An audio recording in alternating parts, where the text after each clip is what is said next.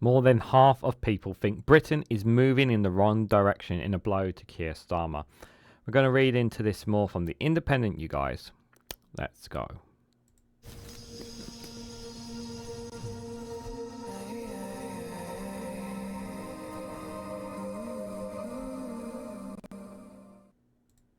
Good morning, good afternoon, good evening, wherever you are in the world. This is Reganelite here with an article from The Independent with the headline that more than half of people think Britain is moving in the wrong direction in a blow to Keir Starmer. His approval ratings have dropped from +7 to 0, but he's still more popular than Rishi Sunak. Guys, while you're here, make sure you hit the like button and share it across social media so others are notified of this video. So obviously this is a poll we're going to be looking into. Like I always say with any polls, guys, always take them with a pinch of salt. It's just a gauge of how some people may think or feel about the Prime Minister. It's just a small number of them. It doesn't necessarily mean that this is how everyone feels, but those caveats are something you really need to take. So I think obviously with the UK, the UK riots that took place in England and Northern Ireland, and I think that I still look back on those UK riots, and I just think that the way the Prime Minister handled them, I thought he handled them pretty solidly. Yes, there are some minor arguments that perhaps maybe he could have attended Cobra meetings sooner. I don't know. There's been obviously been questions about the language that he could have used maybe a bit more strongly on them as well, and I understand that as well. But I still think that he handled it pretty well, and that's been the first major challenge really to the new Prime Minister. It's been about a month and a week or two now since he's become Prime Minister, and I think he's done okay. There's nothing that says to me like this man has been absolutely terrible. I know some people obviously think that the world is going to end with a Labour government when some of them have never even lived under. Some people have never even lived under a Labour government because it has been 14 years. But I think it's too early to call this a dead and buried, but obviously people are entitled to their opinions if they want to believe that and they think that Nigel Farage and reform will save them, but if they want to believe that, that's their choice, obviously. But doesn't surprise me that he's more popular than Rishi Sunak. Rishi Sunak, obviously, he's been very, very quiet, and he's kind of like, he needs to kind of be out the way sort of thing. He's just there pretty much now in the Conservatives, and it's just a case of who's going to step up to the plate to push him aside really as a strong opposition. I still think the dark horse for me is Priti Patel, but we'll have to wait and see on that. But let's read more into these numbers, guys. So more than half of Britons half of people think Britain is moving in the wrong direction, according to a new poll that showed a drop in favourability of Keir Starmer and his cabinet. The poll by Ipsos, which was conducted between the 9th and the 12th of August, showed that people still prefer Labour leaders to Conservative ones, but there has been an increase in criticism of the new government. 52% of adults polled say that they thought that Britain was heading in the wrong direction, while 23% things were heading in the right direction.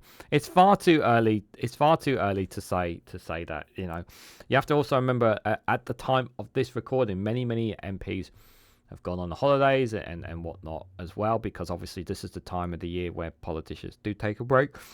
Yes, I understand some people should say is that politicians should not be taking a break at all. They should be working 24/7 like workhorses. I get that. Yeah, the timing of the election, the timing is just not ideal for anybody, if I'm honest. But hopefully after everyone's finally back, we can actually start seeing some work getting done with this government, some real work. Sir Keir remains the most popular politician asked about, with 38% of people thinking of him favourably compared to 38% unfavourability. This is, however, a drop compared to his ratings just after the election. His net favourability rating has now gone from +7 to 0. And Conservative leader Rishi Sunak is a net rating of -10. I don't think Rishi Sunak really matters, if I'm honest. The Deputy Prime Minister, Angela Rayner, has also seen a slight dip in her popularity. 33% of people were still favourable towards her, while 36% said they were unfavourable. This has also been the case for the Home Secretary Yvette Cooper and Chancellor Rachel Reeves. 35% of people think unfavourably towards Ms Reeves and 33% towards Ms Cooper. Ian Skinner, Senior Director of Politics UK Politics at Ipsos, says Labour and Sir Keir are still enjoying a modern honeymoon period. Yeah, there is still that honeymoon period. And the thing is that not everyone knows a lot about, like, because we've known about the Conservatives and the same faces for a while. Some people have gotten to know a little bit about Angela Rayner, Rachel Reeves, and Yvette Cooper a little bit more. Some of the faces up front. Not everyone is familiar with them, but I do wonder. Obviously, I don't know if they're going to mention West Street and the favourability of him. I know he's very much disliked, especially by me. But I think, they've said a lot of the right things when they've been in opposition.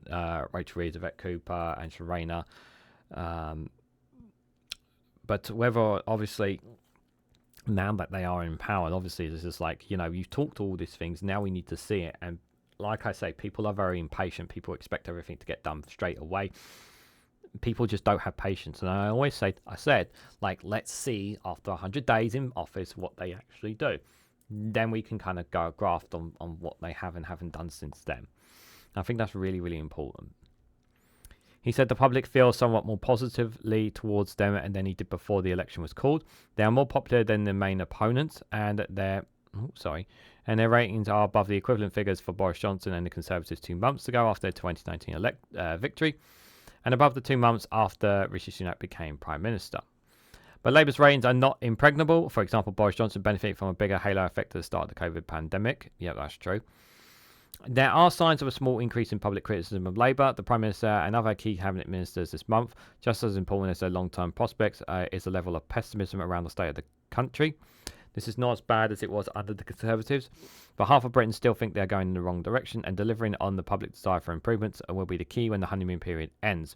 Hits to perception were seen on the opposite benches for the Liberal Democrats and party leader Sir Ed Davey.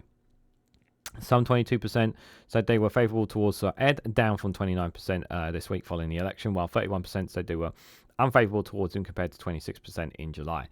I don't really know why. I can't read into, I don't know how you can read it. I don't know. Maybe they're probably people thinking that Liberal Democrats are not being more critical enough of the Labour government. Maybe that's probably what it is. Likewise, 24% said they were favourable towards the Liberal Democrats and 34% unfavourable. Ratings for Nigel Farage remain broadly in line with those taken in July, while Reform UK sees a marginal slip. Some 54% reported being unfavourable to Mr Farage, similarly with 54% unfavourable to Reform. Ipsos interviewed a representative sample of 1,148 adults aged 18 across the UK, 18 and over across Britain between the 9th and 12th of August. Data is weighed much to the profile of the population. All polls are subject to a wide range of polls or potential sources of error. Yeah, I've said this before, guys. It's errors do happen, and obviously, like I said right at the start, take it with a pinch of salt. These numbers, it's just an indication or a reading that we can have into it. Obviously, like I say, the thing I wanted to say, I said about Nigel Farage, I've said, see what he does for the people of Clacton, see what he does for his constituents, see what he does as an MP. Everybody all bigs him up. It's about what he does now as an MP, what he does for the people of Clacton. And if he doesn't do anything, then you've got no grounds to defend this man, because it will have shown without a shadow of a doubt that he's not somebody who's actually wants to get things done. Because now that he has influence, he has power now as a politician, as an MP, as an elected MP, he can now get things done. So my judgment is basically on see what he does for Clacton. And so far, I've only heard I've heard a lot of disgruntled callers about Nigel Farage on the radio shows recently, so that's not a very good sign for him. As for Liberal Democrats, again, you can't really say too much about them because they're just sitting in opposition. I would say, obviously, that first, I do think that they do need to, obviously, I do hope over time that they become a bit more, their tone becomes a bit more aggressive and not more light-hearted towards Labour. I know everything they want to keep saying everything was all because of the Conservatives. I get that, but they do need to obviously show their hand, obviously, with their 70 plus Liberal Democrat MPs in there. And obviously Conservatives, I don't think the position of them has changed really too much. Obviously, I didn't see anything about the Greens here, but they are a party that's not getting much attention, to be fair, still. But they should be getting the fair same as attention as Reform, but we know they're not anyway because of many other reasons. But so far, obviously, I'd say for the Greens, they, you know, as long as they're doing things for their constituents, that's the main thing. As long as they're continuing to grow, that's all I have to say about them. But yeah, but coming back to Keir Starmer, I think he's done okay. There are obviously major criticisms. One of the big ones is obviously the 2-child benefit cap. You know, being slow on the position of Gaza and obviously calling for that ceasefire, stopping completely the arms sales. I definitely, you know, the situation with Gaza and whatnot, I think Labour has not helped themselves in that. I think that's definitely a major criticism there. There have been, you can argue, make his points about whether or is right or wrong about the UK riots and that, but I think, you know, he's been out there. He's been visiting all the nations. He was over there in Northern Ireland as well, where the recent riots, where there are troubles taking place in Northern Ireland as well, where some of their issues as well. He's making his presence very much felt as a Prime Minister still. So, but like I said, we'll see over time how he does. But what do you guys think of this Ipsos poll? Do you read into it? Do you think there's something there to look into? Do you agree with some of their assessments and what some of the conduct is there, or maybe perhaps maybe some of you will agree with me that maybe it's far too early to indicate, but it may be a sign of what some people may or may not be thinking. Small group of numbers, but let me know your thoughts about this and the more down in the comment section below. If you found this video interesting, please hit the like button. We greatly appreciate it. Share it across social media so others are notified of this video, and subscribe because it really does help support the channel. And if you want to go one step further, financially support me and the work that I do here, you could do so by becoming a YouTube member for as little as 99p, or join me on Rumble or Patreon for exclusive content on those platforms. So thank you all so much for watching, and I hope to catch you all very, very soon.